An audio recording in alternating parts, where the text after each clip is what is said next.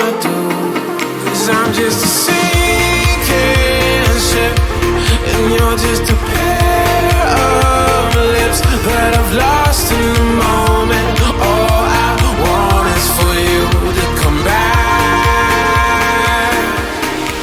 Now I'm caught in the middle of life, and I need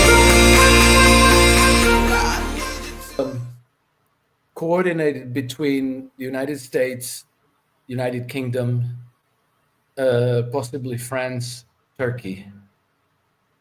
And they were confronting Syria and by proxy, Russia and Iran. Their intention was to get the Russians out, to throw Russia out of Syria, and to overthrow the regime of Bashar al-Assad, but to keep the political structure of society intact. Right. And so this all blew up in their face. And my interpretation was that this was a trap. Israel overstretched itself because they couldn't resist the temptation to take a big chunk of Syria because, they extended their control over the Golan Heights. They came within, I think, about 20 kilometers, about 15 miles from Damascus. And they have a strategic position at the height overlooking Damascus. And so they couldn't resist taking that. But Israel is broken. There's no unbreaking Israel. I think that's game over. This is just a headless chicken still running around the yard. And the jihadi groups splintered almost instantly. And now the United States has a big problem because two very important nominal allies in the region, i.e. being Turkey and the Kurds, are enemies between themselves. So the Turks want to eliminate the Kurds. The Americans want to support the Kurds, but Americans also have an alliance with the Turks, and the Turks are part of NATO. It does appear that the Turks control HTS, but the Americans don't want HTS to rule Syria. The Americans are asking for elections ASAP. And HTS is saying, no, at least 4 years. And so now they had, last Sunday, they had, on the 11th in Rome, they had this summit for the future of Syria.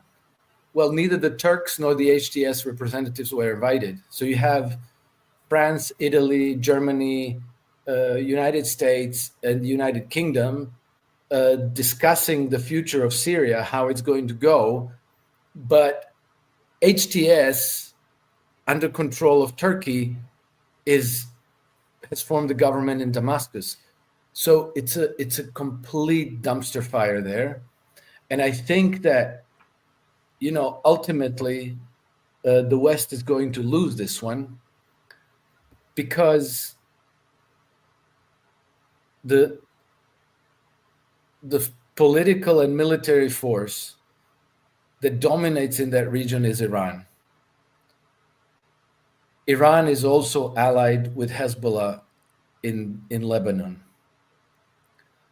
In the beginning, there was a lot of talk, Hezbollah is finished because now they broke the land bridge between Iran and Hezbollah is not going to be able to be resupplied, so they're finished. And I thought, hello, who's resupplying Hamas? And they're still fighting there. What makes you think that Hezbollah, which is much bigger, much stronger, much better prepared, is going to just, go away because they lost the land bridge with Iran? And then I also said that this land bridge has been interrupted. You can't break this land bridge. I mean, have you ever heard of a business activity called smuggling? That actually exists. And so, if you think that you broke the land bridge, who's going to police it so that the smugglers cannot get anything through? Israelis? Who's going to police it? I mean, this is smuggling as old as the hills in that region. These smugglers can run circles around the Israelis and the Americans and NATO and everybody else. And not to mention, of these 20 to 30,000 jihadis who took over Syria, most of them by far are mercenaries. What does that tell you? A, they're not from Syria, most of them. The commanding, the officer corps. And two, their loyalty lie with the highest bidder.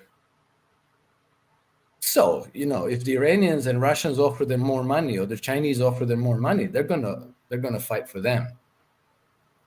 And so, anyway, I think that the drippings of information that have been coming out of the region kind of suggest that I was broadly on the right track, that this was not a brilliant victory that just suddenly fell into the lap of the Israelis and the Western powers, that this was a trap, and that this could probably turn out to be the graveyard of the Western Empire. I think that they're going to lose, and I think that the consequences of that defeat are going to be that the West is going to lose the hegemony in the Middle East. Now,